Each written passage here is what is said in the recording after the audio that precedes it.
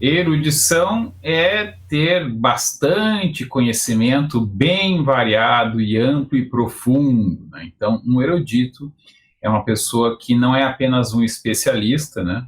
Mas ele tem uma cultura ampla e profunda. Há usos da palavra erudito que aí se refere às pessoas que são especializadas em alguma coisa.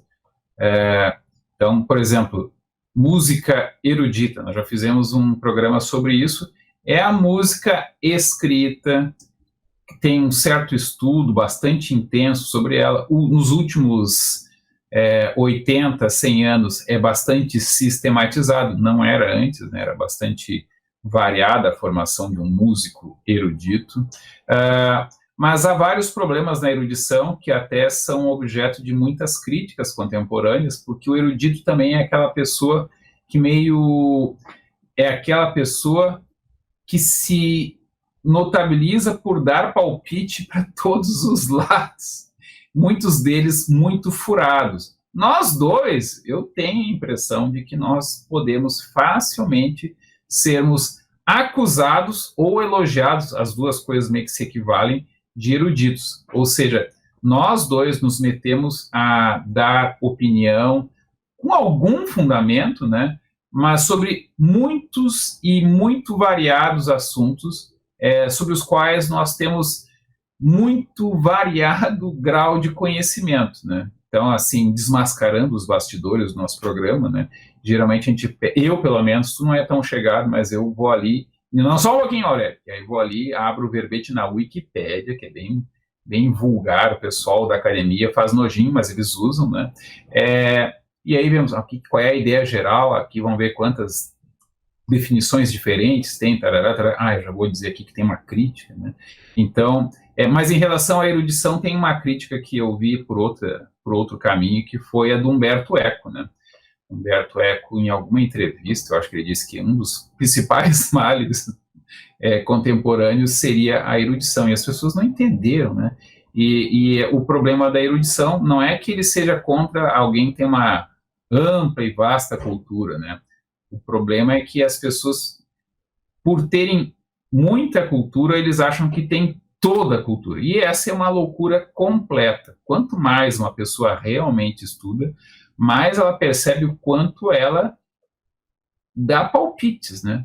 Eu ouvi falar, eu li alguma coisa, nem que eu tenha lido 500 páginas de qualquer área de conhecimento é basicamente nada, né?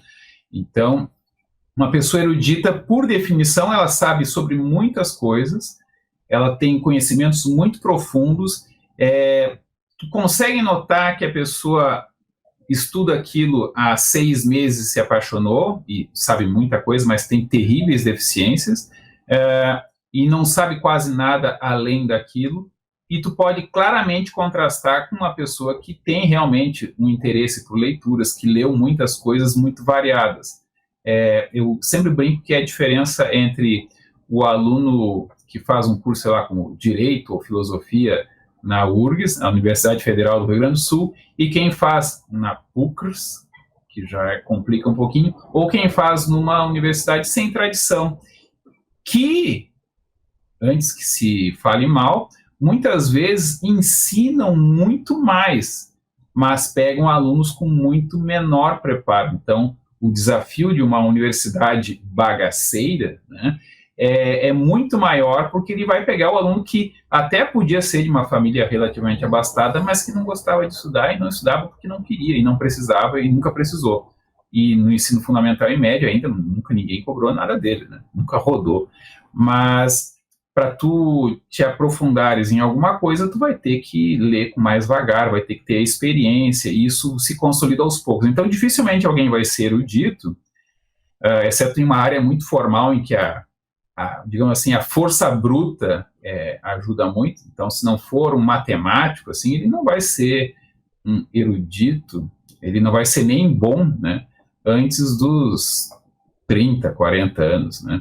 O cara pode ser genial, pode fazer a mudança da física, da matemática, eventualmente muito jovem. Isso não vai acontecer na história, não vai acontecer na sociologia, ainda que as ideias interessantes da pessoa possam ter surgido ali quando ele tinha 25 anos, ele só vai passar todas as barreiras acadêmicas, supondo-se que ele as ultrapasse, lá pelos 40, 50 anos.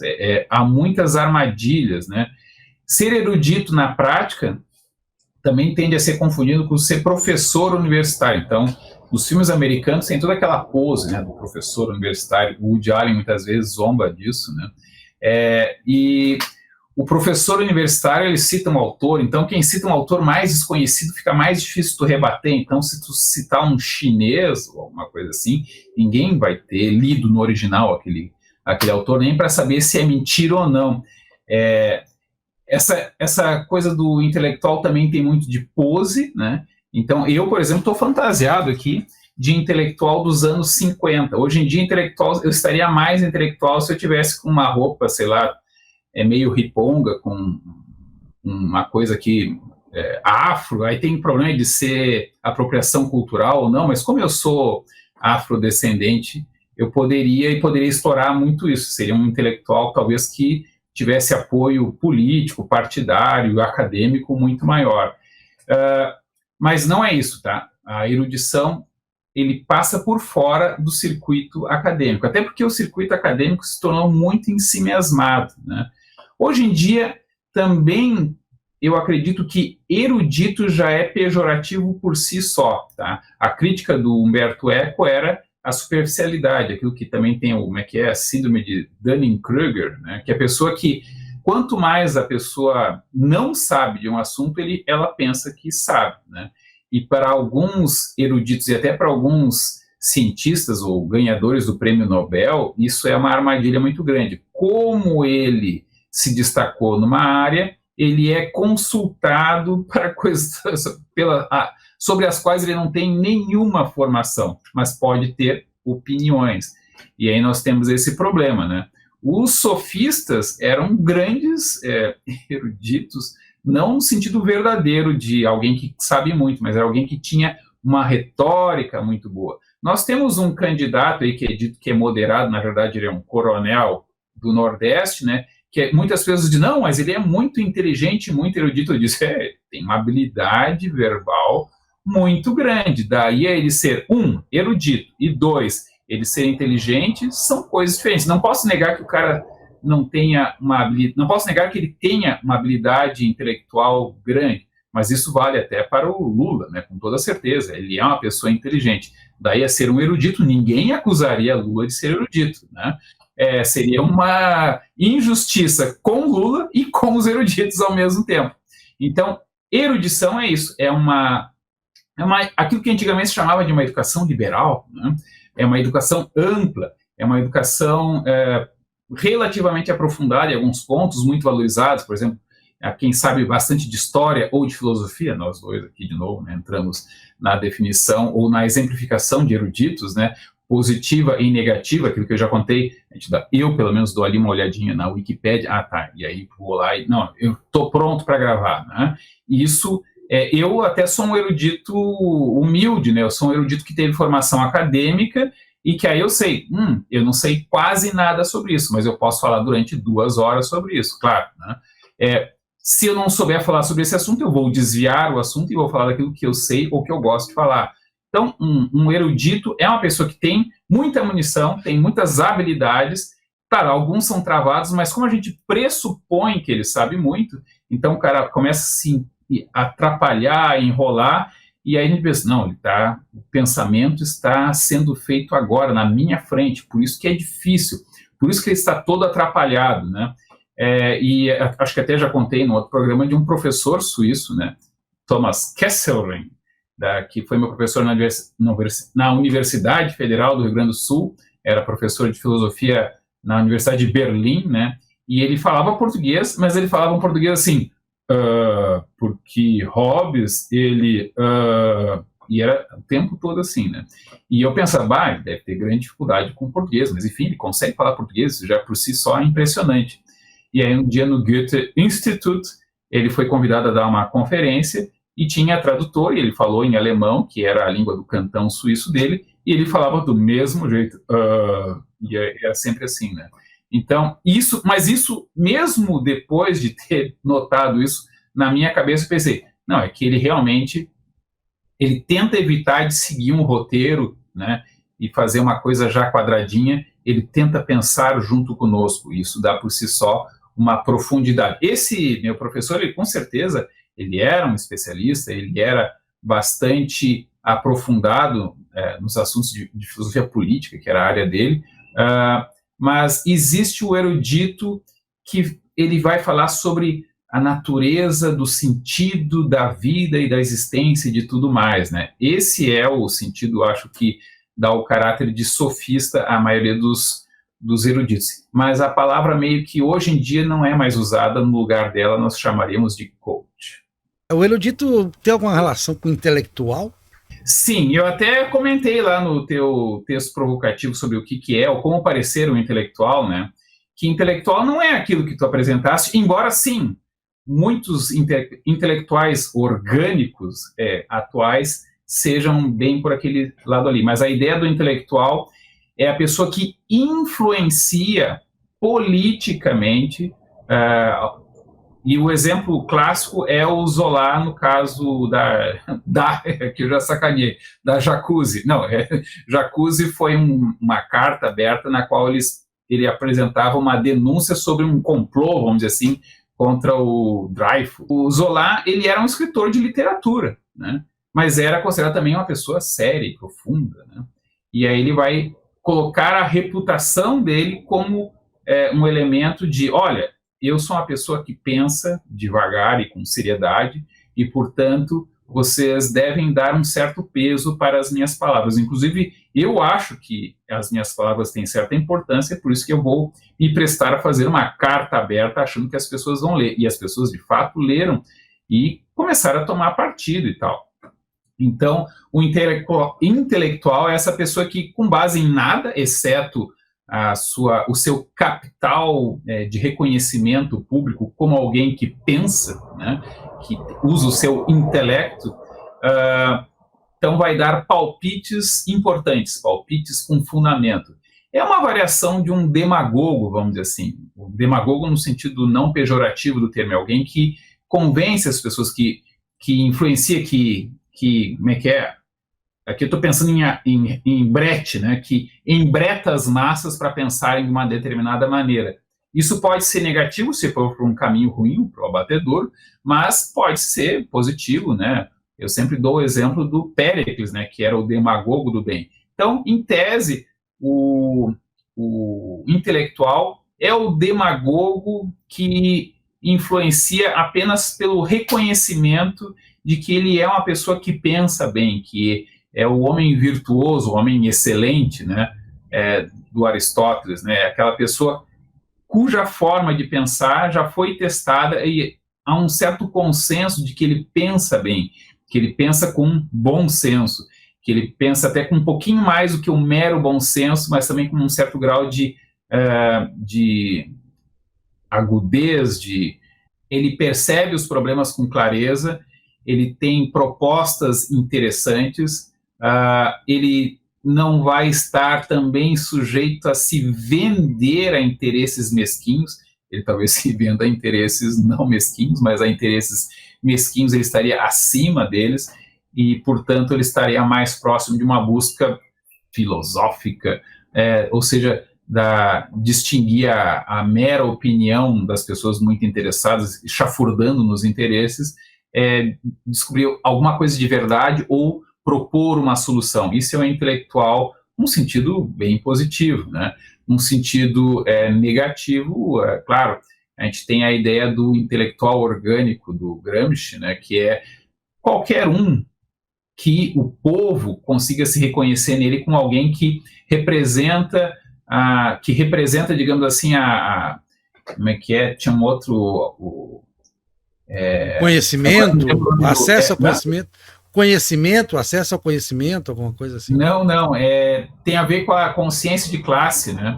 Acho que é o Lukács. O Lukács tem a ideia da consciência de classe atribuída, ou seja, aquela versão do que o proletário, o que os trabalhadores deveriam pensar. Então, o intelectual é alguém que formula, digamos assim, essa consciência que o trabalhador deveria ter sobre a sua condição na sociedade, E aí ele vai ser reconhecido e vai ajudar a divulgar essa consciência de classe atribuída, né? Aqui eu misturei vários marxistas, mas a ideia básica é essa: alguém que, de certa maneira, traduz o pensamento de um determinado momento, e mais do que de um determinado momento, aquele que seria o melhor para ser portado por determinada classe social que tem o papel, então, de ser a classe revolucionária. Não precisa ser revolucionária tacando fogo nas coisas, mas pode ser revolucionário no sentido de impondo uma nova forma de ver a sociedade. Então, o intelectual tem essa perspectiva na tradição marxista cultural, a expressão é altamente controversa, né? Mas, assim, aceitando o lado provocador e lembrando, nós começamos a discutir até com uma linha de vídeos que era em busca do cancelamento. Então, a ideia do intelectual nessa perspectiva de combate, né?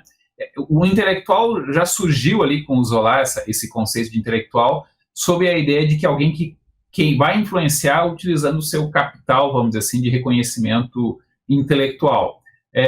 Mas essa é a noção que era um pouco assim, como é que se diz? Elitizada, né?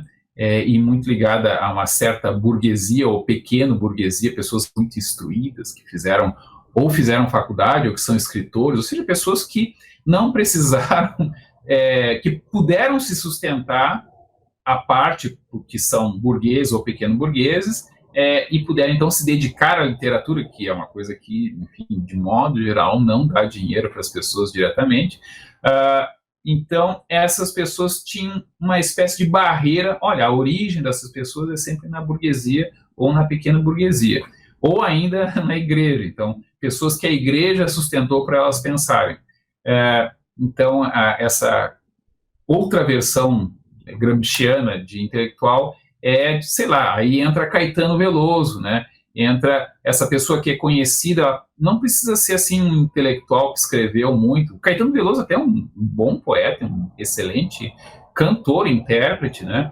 Mas através do Caetano Veloso nós aprendemos a naturalizar algumas posições, ideias que quando ele as defendeu, elas não eram bem aceitas, elas eram feias, bobas e malvadas. Eu me lembro de ver no Fantástico, agora voltou o Caetano Veloso e o Gilberto Gil, e a reação naquela época era, esses caras se vestem de um jeito esquisito. Eu aqui estou fazendo uma versão já podada do politicamente incorreto, entre aspas, que na época era normal.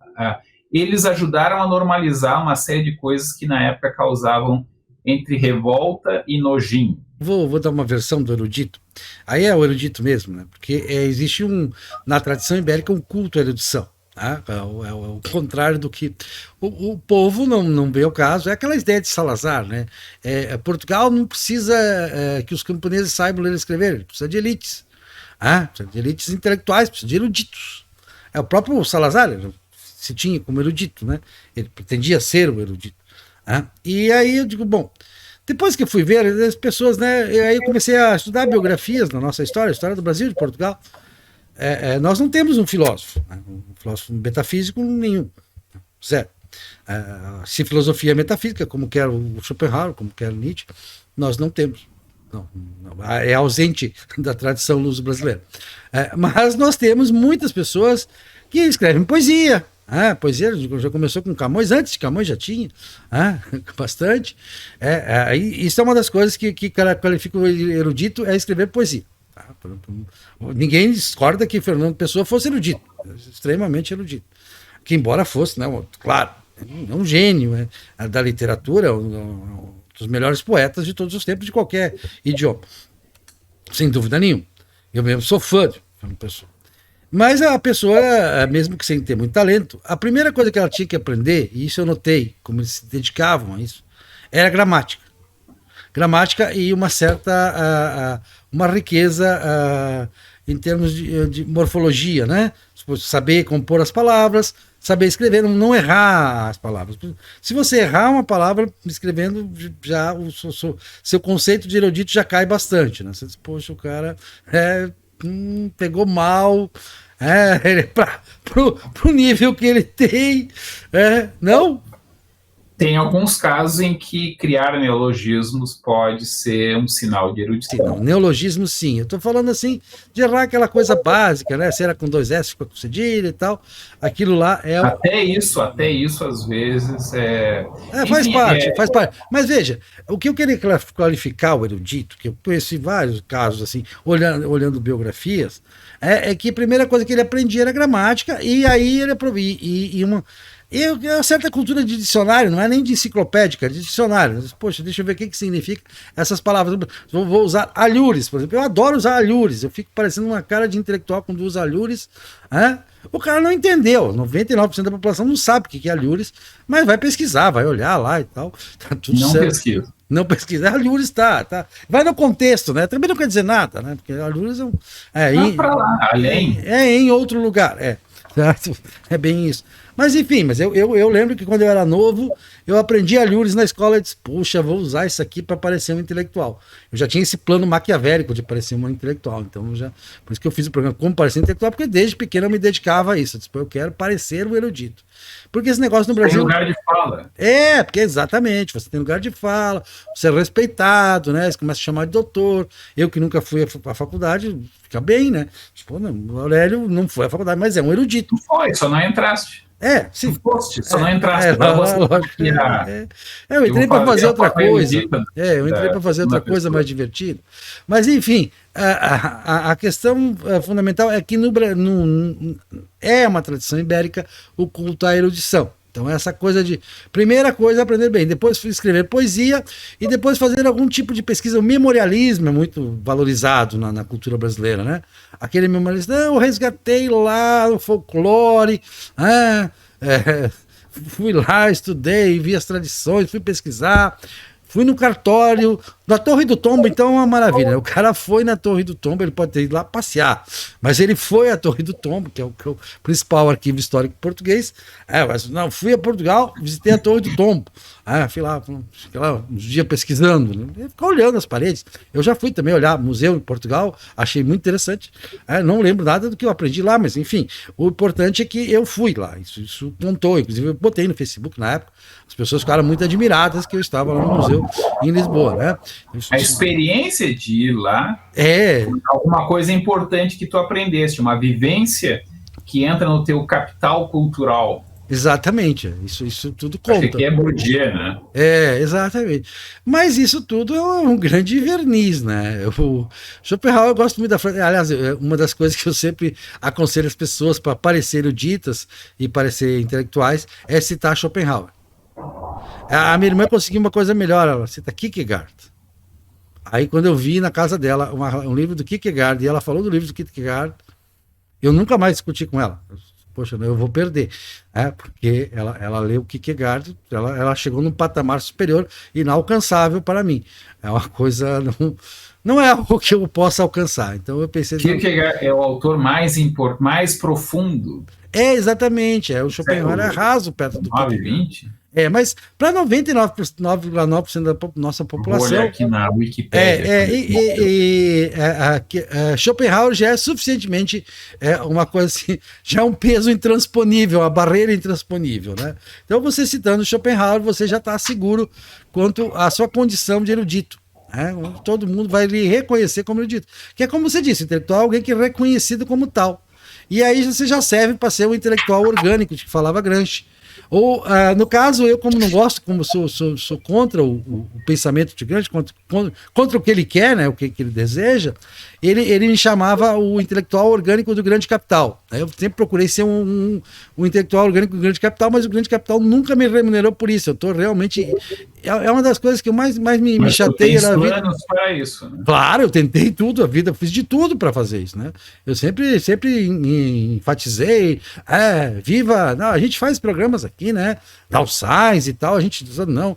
Vocês, empresários, estão certos. As grandes empresas são o que movem o planeta para uma direção melhor e tal. Para o bem ou para o mal? Para o bem, sempre para o bem, né?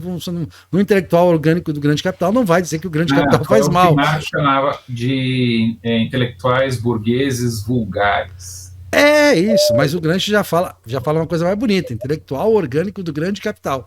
É uma coisa mais bonita. Aí fica legal. Então, São lacaios do capital. lacaios, lacaio. O lacaio é ótimo, né? Se você consegue ser lacaia, porque certamente você é pago por isso. Mas no meu caso, até hoje, não aconteceu. Isso é uma falta. Se acusa o Maquiavel, né, de tentar puxar o não, saco. o Maquiavel tentou de todo jeito. Ele não teve jeito de morrer pobre igualzinho. Não tem jeito. Isso realmente, né, não deu certo. Mas a erudição me lembra um pouco o Ortega y Gasset, aquela coisa de que por que nós temos na nossa cultura um culto à erudição? Porque Ortega y Gasset tem aquela famosa frase que eu adoro repetir para tudo, e vale quase para tudo, porque ela é uma frase que no Brasil se encaixa quase para tudo. Né? As qualidades que mais admiramos são as que nos faltam. Então, na falta de qualidades. Isso é Platão lá no Banquete, né? Ele diz isso também. O amor é basicamente ir em busca daquilo que nos falta. Bom, pode ser também. Então. Citar, fazer bastante citações também ajuda, né? Principalmente autores assim que são pouco conhecidos, como você disse, você já enfatizou, cara. Cita fulano, como citou o chinês lá. Ninguém. Schopenhauer é aquela coisa. Schopenhauer escreveu tantos livros, tantas obras, tantos artigos que você pode citar sem problema nenhum, você não será desmascarado. Porque o cara diz, será que isso é Schopenhauer? Ele não vai lá ler a obra completa para poder te desmentir. Então, a erudição é uma coisa mais ou menos, alguns truques básicos e você pode parecer erudito, não há grande dificuldade, não exige-se assim, uma grande inteligência, nem uma grande preparo, mas isso conta. Isso conta para ser... pode ser erudito e não parecer erudito. Não, isso conta para conseguir lugar em certas confrarias. Na história do Brasil, na história de Portugal, o culto à erudição ele dá um acesso, aquele que passa a ter a fama de erudito, ele passa a ter acesso a certos círculos ligados ao poder, não é diretamente o poder, mas círculos ligados ao poder. E isso ficou claro, assim, por exemplo, no Brasil, nas últimas décadas, a questão dos intelectuais se unem no dia da eleição, dias antes da eleição, e dizem, povo analfabeto, povo idiota do Brasil, né? Nós aqui que somos intelectuais, que estudamos tudo, dissemos, esse candidato que vocês querem votar não presta, não façam isso, votem como a gente está dizendo, porque nós estudamos, né? Então vocês têm que seguir o que a gente diz. Não tem funcionado porque nos últimos tempos também as pessoas começaram a ter uma certa reação a esse culto à erudição, a associá-lo corretamente a uma elite insensível que despreza o próprio povo, que tem grande desprezo pelo próprio povo, que tem grande vergonha do seu próprio povo, e isso vale para a maioria da nossa chamada elite intelectual ou considerada intelectual. Ela é muito asquerosa e ela sempre rica, ela sempre fala em nome dos pobres, ela sempre diz amar os pobres, né? Ela fala em pobre o tempo todo, mas nenhum deles é pobre. É impressionante como isso passa muito longe da elite intelectual erudita, né? O cara já posa com aquela biblioteca que pobre não consegue ter, mesmo que quisesse. Então, e algumas pessoas que realmente, pobres que eu conheço, que estudam muito e tal, eles não me parecem, eles não são parecidos, os que eu conheço não são parecidos com essa elite intelectual que manda votar no candidato A ou no candidato B. Não que o candidato A ou o candidato B seja intelectual, mas porque eles consideram que a alternativa é pior. Então... eles têm que dar essa lição ao povo, assinam manifestos. Isso já virou a rita de festa, né? Quando, eu inclusive disse na última eleição, eu disse, quando eles se reúnem para assinar manifesto, é sinal que, felizmente, o candidato que eles apoiam não vai ganhar. Porque isso está fazendo, já é um sinal de desespero, aquele 300 assinaturas, 500 assinaturas de intelectuais, de pensadores, de eruditos, dessa gente linda e não bronzeada, que quer mostrar, que vive mostrando seu valor. Mas o intelectual, eu acho que ele difere um pouco do erudito, porque, principalmente nos últimos 50 anos, então, se fixou a ideia de que intelectual é, por exemplo, o cantor, o compositor de música popular, né, que às vezes tem uma certa erudição, poder-se-ia dizer Sim, mas que só da MPB. O Chitãozinho e Chororó não vai ser considerado intelectual. Então, poder-se-ia dizer que o Vinícius de Moraes era intelectual, o Chico Buarque não era intelectual, mas era filho de intelectual. Depois ele escreveu uns livros também, né? Alguns dizem que são bons, eu não posso opinar, como dizia aquela atriz, que agora esqueci o nome, a Pires, né? Glória Pires. Uma das coisas que eu mais ri na vida foi quando o Diogo Mainardi fez uma crítica de Leite Derramado, do Chico Buarque. Um negócio assim. O Diogo Mainardi fez uma crítica literária fantástica. Né? Ele tem uns 3 livros, né? Ou mais, sei lá. Eu conheço a crítica, eu conheço, não li também, né? Eu não li e não gostei. Porque depois... Bom, assim, voltando à erudição, né?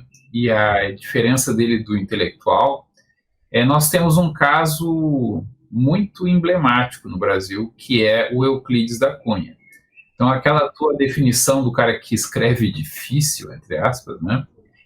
O Euclides da Cunha é perfeito. E ele escreve em prosa, mas a escrita dele é sonora, é poética, né? E ele, em parte, tentou ser um intelectual avant la lettre, né? Que ele tinha uma posição sobre o que significava Canudos. Foi um mal-entendido, foi uma catástrofe, foi uma violência da República sobre pessoas que nem eram monarquistas, né?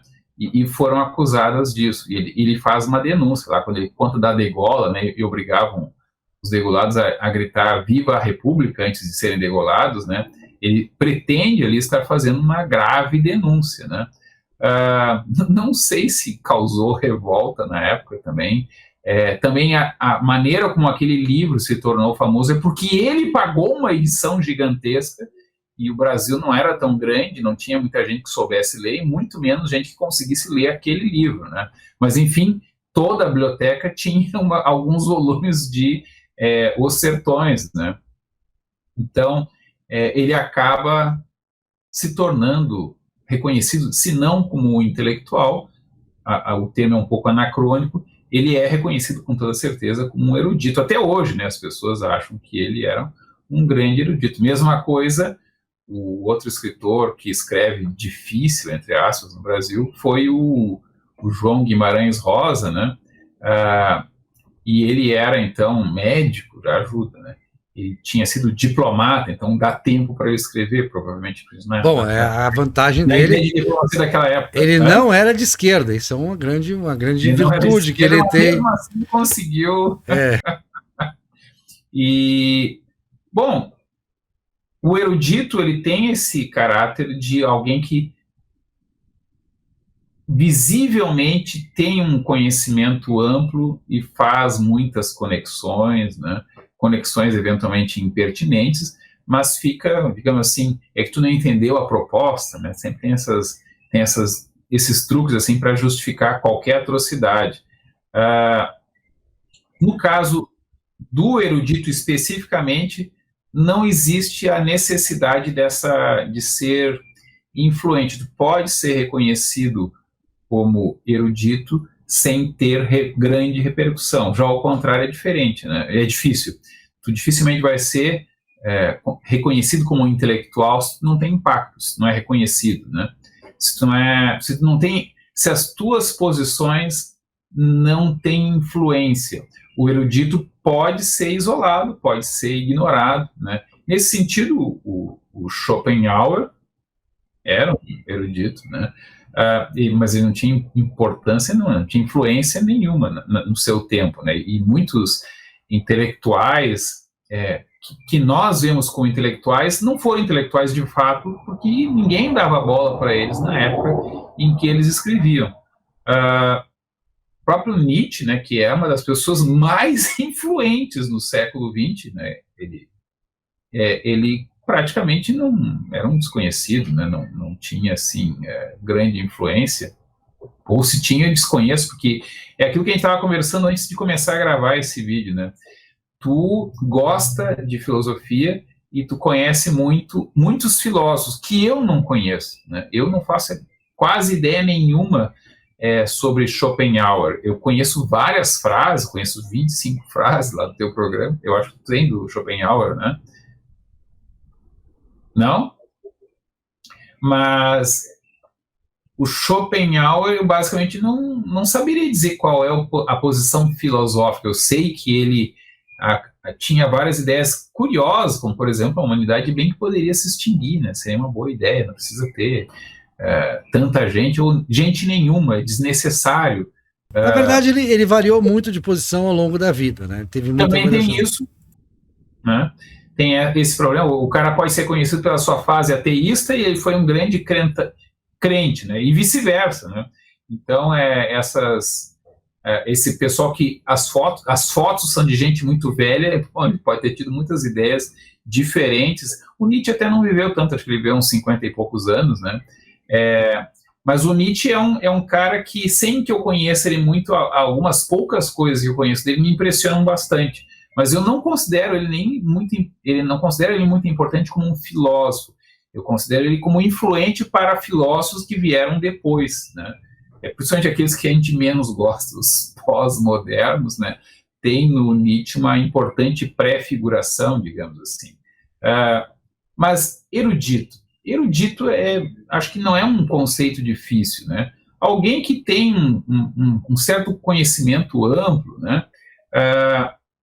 Ele vai ser considerado, é um cara estudado, né? É um cara que gosta de estudar e que gosta de dar palpite também, né? Claro que é um palpite com algum fundamento, talvez ele faça algumas citações, é bem provável que essas citações estejam erradas, ou seja, quem ele está dizendo que disse aquilo não disse aquilo, ou disse num outro contexto, com outro sentido que ele perdeu, que ele nunca entendeu também, mas ele vai fazer referências a uma ampla cultura. Isso é um erudito, né?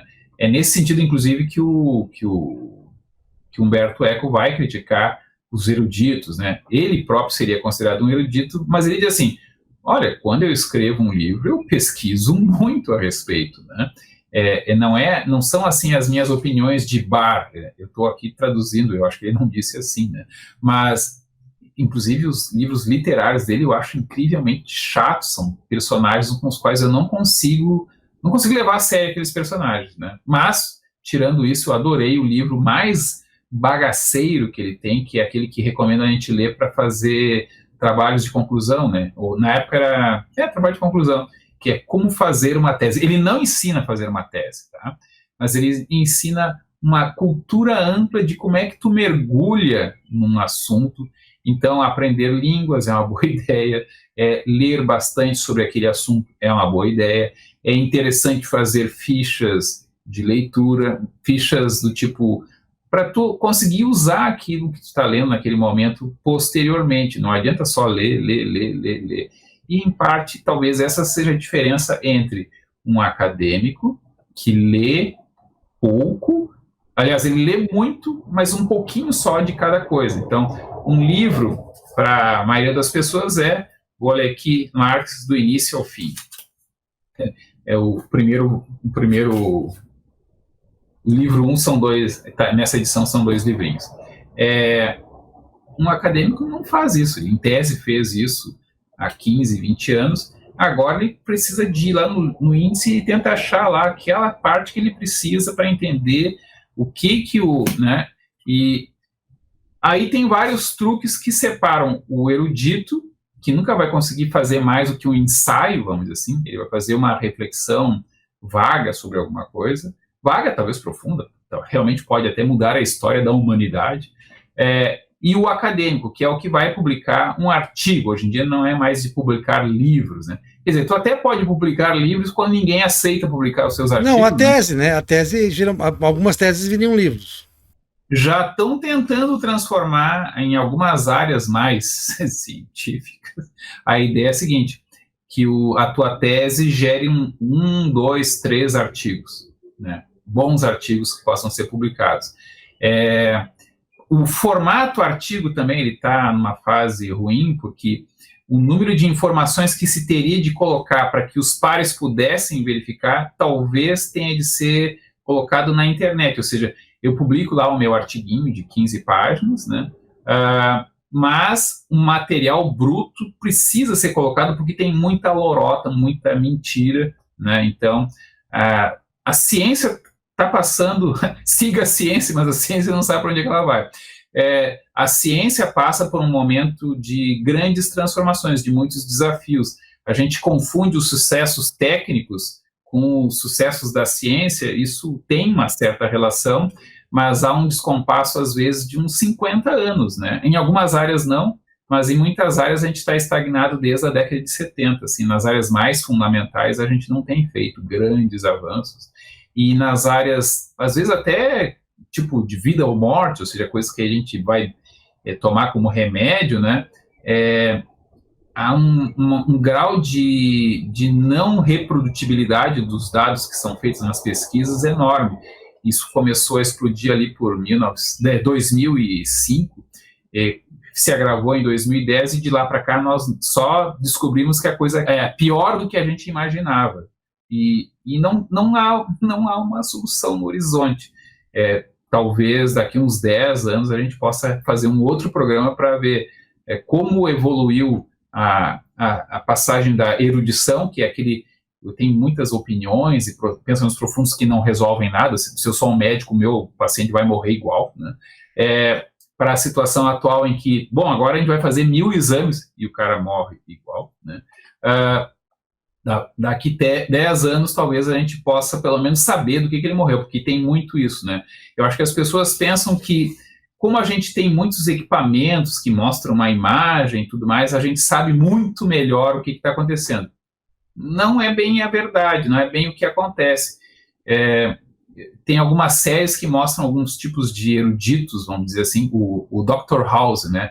É um erudito pop médico, né? O cara antipático, porque ele é tão sabichão que as pessoas têm que engolir ele, mesmo ele sendo uma pessoa horrível, né? Como diria o Barroso. Então, o Dr. House consegue salvar uma pessoa que ninguém consegue resolver. E, às vezes, ele também não consegue resolver, porque se chegou nele é porque as coisas óbvias já foram tentadas, então ele não pensa na coisa óbvia. E no final do programa, eles chegam dizendo, então, acho que é uma coisa óbvia, só que chegou até nós, aí nunca nos passou pela cabeça. Na prática, se tivesse, assim, 10% de realismo aquele programa, quase todos os pacientes morreriam, né?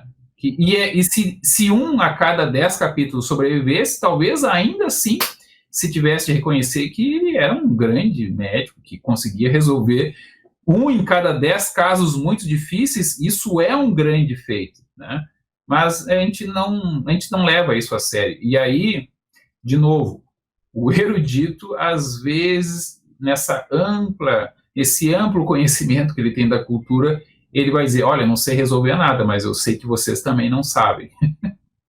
E é um pouco, de novo, eu e tu não somos especialistas em nada, certo? Gente, aí eu queria um pouco contestar essa ideia, Regis, mas em cima Qual do que delas? Não, essa que você acabou de falar.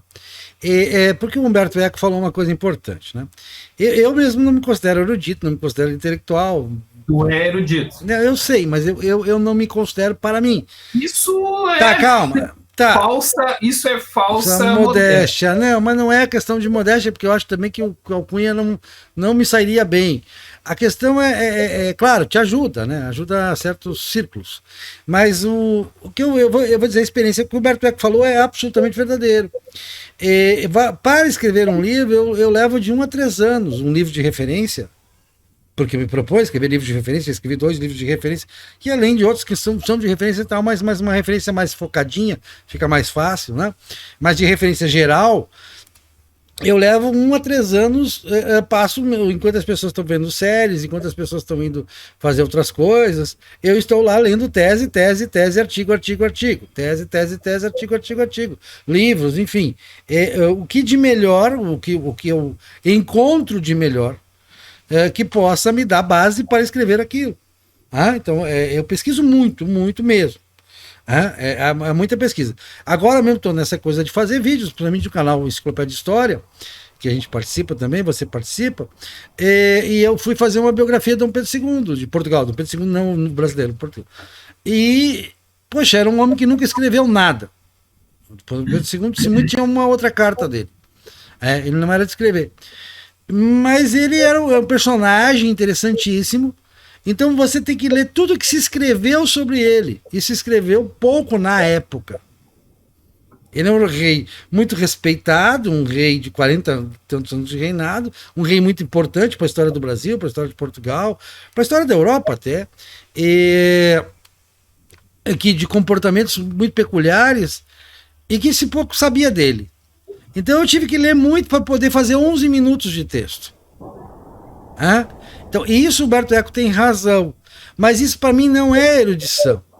Isso é uma forma aplicada de chegar a um resultado prático. Então, eu tenho o objetivo de transmitir tal conhecimento, ou fazer um texto qualquer, com qualquer que seja a finalidade. O meu texto, eu sempre digo, eu disse isso numa entrevista há 15 anos atrás, quando eu estava começando a carreira de escritor. Ele perguntou: por que você escreve? Para salvar a humanidade? Nada disso. Eu não tenho ilusão nenhuma dessa. Eu não acredito em legado, não acredito em que eu vá fazer o bem a alguém com isso. Eu não acredito em contribuir com a humanidade. Nada disso me foge. E se eu acreditasse também, eu não queria. Eu escrevo para chover na minha horta.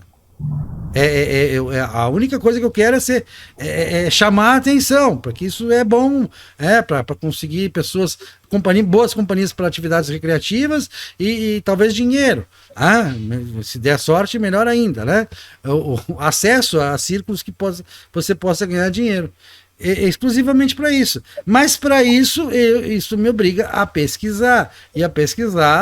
E aí, claro, eu vou selecionar aqueles autores que me pareçam.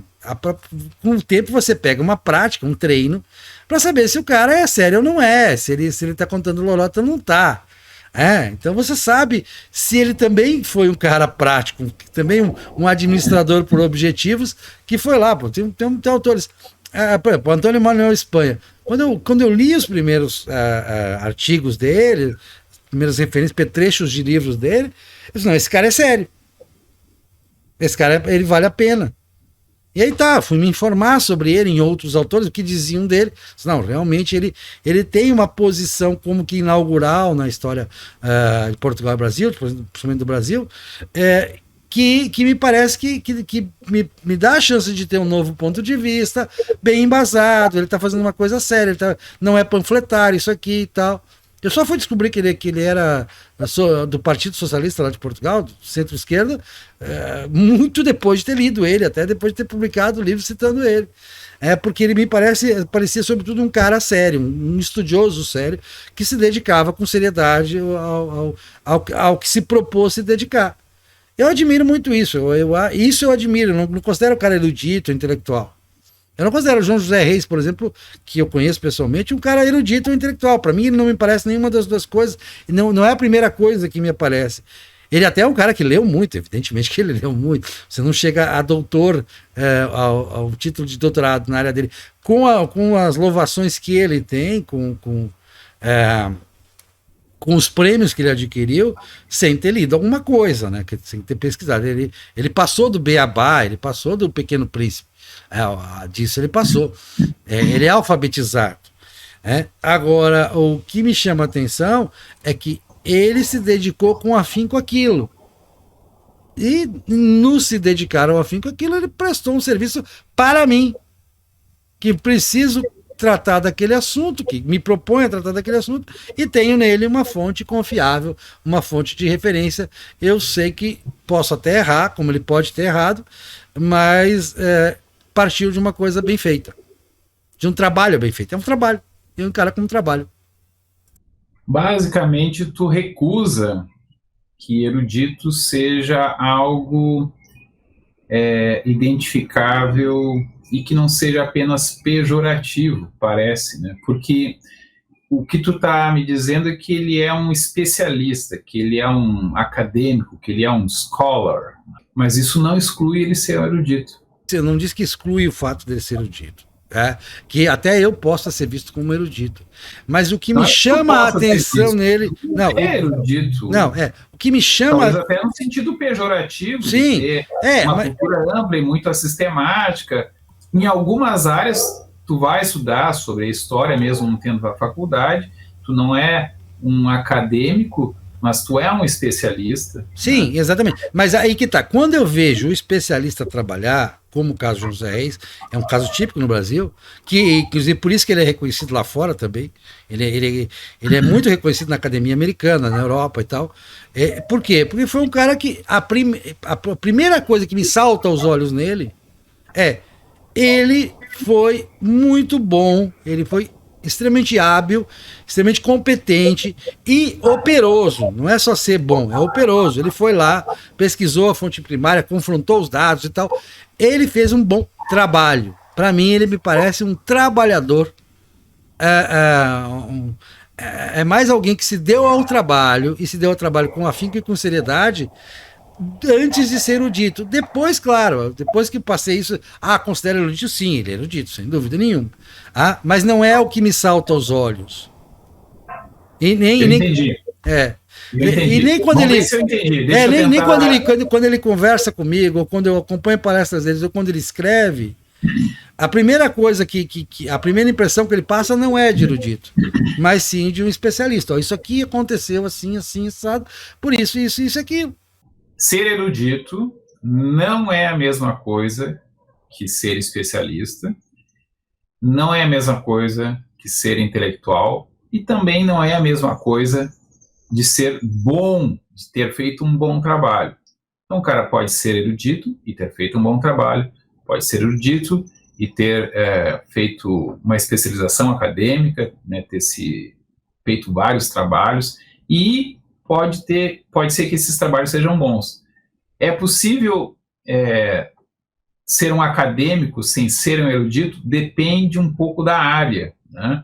Então, em áreas mais matemáticas ou na física, né, é um assunto muito circunscrito. O cara pode ser literalmente uma total anta, vamos dizer assim, sobre o que está acontecendo no mundo, no seu meio, fora do seu meio acadêmico, né? Mas ele pode ser um gênio naquela área.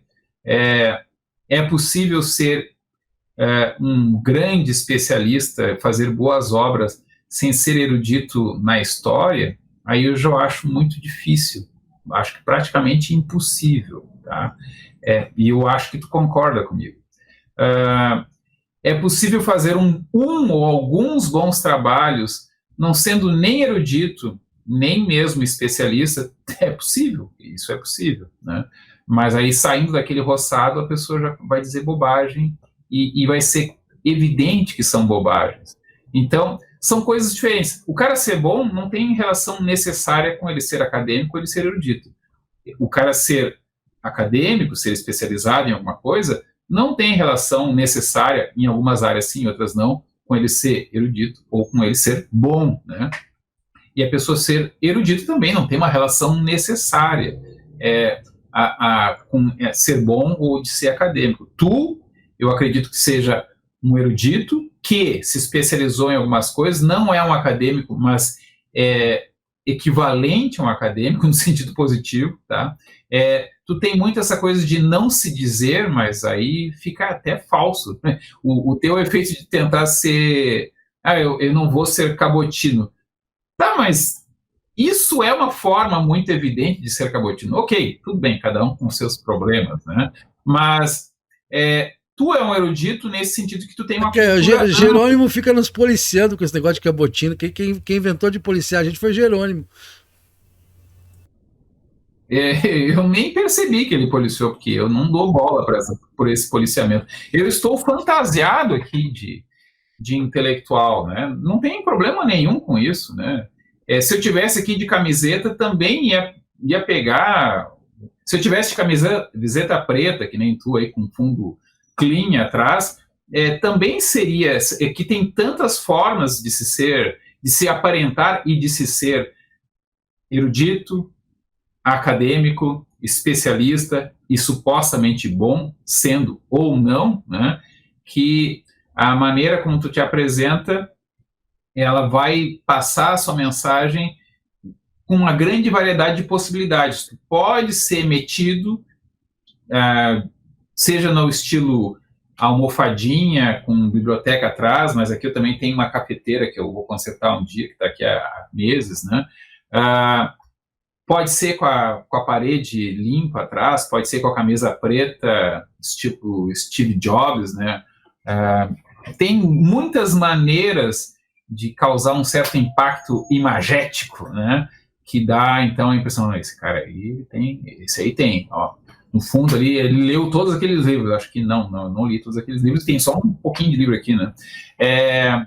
Então, a questão da imagem do erudito tem uma charge que é assim, quanto tempo tu engana em diversas áreas, né? Então, ele vai tentar enrolar em engenharia. Aí o personagem diz assim, já tentaram usar logaritmos? 5 segundos já descobriram que o cara é uma fraude, né? E aí vai lá para crítica literária, né? Aí, assim, 2 teses, 5 livros publicados e ainda não perceberam que ele é uma fraude. Não é uma fraude, né? No final das contas, já fez até uma certa história. Deve haver algum padrão naquela loucura, vamos dizer assim. Pode ser até que venha a ser estudado. E, de fato, olha, ele não era um gênio incompreendido. Ele era talvez um burro incompreendido, mas na sua burrice havia uma coisa interessante. Ó, isso aqui, lá na página 523, um super especialista, super acadêmico, conseguiu minerar alguma coisa interessante naquele monte de pedra, né? Eu sempre brinco com uma professora da faculdade de licenciatura em dança, né? Que ela estava ministrando a disciplina de estética, né? E os meus colegas, eles tinham uma base intelectual, assim, de escola pública, muitos deles, né? E aí a professora conseguiu resultados que eu achei muito bons, e eu disse para ela, professora, a senhora tirou leite de pedra. Eu não sei se ela conhece a referência do que é a expressão tirar leite de pedra ou água de pedra, mas eu quis dizer que ela tinha conseguido realmente, com poucas aulas, com poucos textos, realmente passar algumas ideias fundamentais para aquela turma, né? Ela até me rodou por pauta, porque houve uma incompatibilidade de 2 disciplinas que eu me matriculei, e aí a turma lá que organiza a graduação até autorizou fazer as 2 disciplinas, porque talvez desse para conciliar os horários, mas aí uma das professoras disse, não, vai ter que ser nesse horário, que inviabilizou, e eu acabei rodando por faltas, e aí deram uma outra solução ainda, que foi aproveitar uma disciplina que eu tinha feito na filosofia, que era estética, e taparam a necessidade daqueles créditos daquela disciplina. Então, eu assisti às aulas, me diverti muito, pude ver aquele processo, pude ler alguns textos engraçados que ela tinha escolhido, e fui rodado e mais ou menos não ganhei os créditos com aproveitamento de tempo e uma série de coisas acadêmicas, ou seja, a gente deu vários jeitinhos ali para aproveitar o tempo e ser amigo de todo mundo, com todo mundo, né? Esse mundo acadêmico, né, ele não é exatamente um mundo erudito. Em certas áreas, como na arte, é difícil tu não ter esse ar de erudição. O nosso amigo Fernando Marx Namor, ele é um completo erudito na área da arte, da dança, principalmente, né? E em vários assuntos estranhos, né? Hoje eu estou fantasiado de Fernando Marx Namor há 20 anos, que essa roupa ele me deu, é o brechó, digamos assim, do Fernando Marx, né? E várias vezes ele próprio se surpreendeu conversando com alguém. Por que eu sei isso? Uma vez a gente estava numa casa noturna, um bar, e aí uma senhora disse, eu trabalho com sapatos e tal, sapatos importados, e quando viu ele estava discutindo animadamente sobre marcas de sapatos de mulher, né? E então ele tem realmente uma vasta erudição que é possibilitado no caso dele por uma grande curiosidade sobre assuntos muito variados, às vezes inesperados até mesmo para ele, e por uma boa memória, né? Uma memória que dá muita importância para muitas coisas diferentes.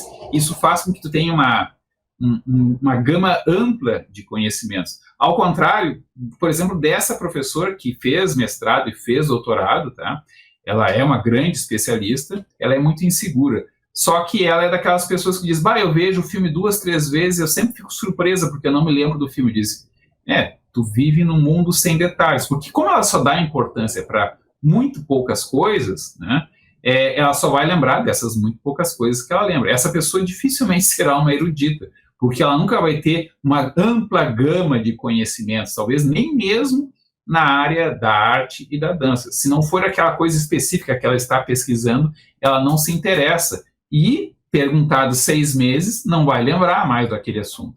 Então, a erudição também tem um pouco com essa relação com as memórias. É a pessoa que gosta, que tem carinho por muitas coisas diferentes às quais ela dá atenção. Então, eu conheço pessoas muito inteligentes que são ao estilo peixe dourado, ou seja, ele aqui viu uma coisa, ele chega do outro lado do aquário e ele já esqueceu o que ele viu aqui, porque ele não deu importância, não é porque no caso dele ele não tenha condições. Então, eruditos são grandes alçapões de conhecimentos variados, geralmente misturados, meio confusos. O cara faz a citação, mas ela está errada.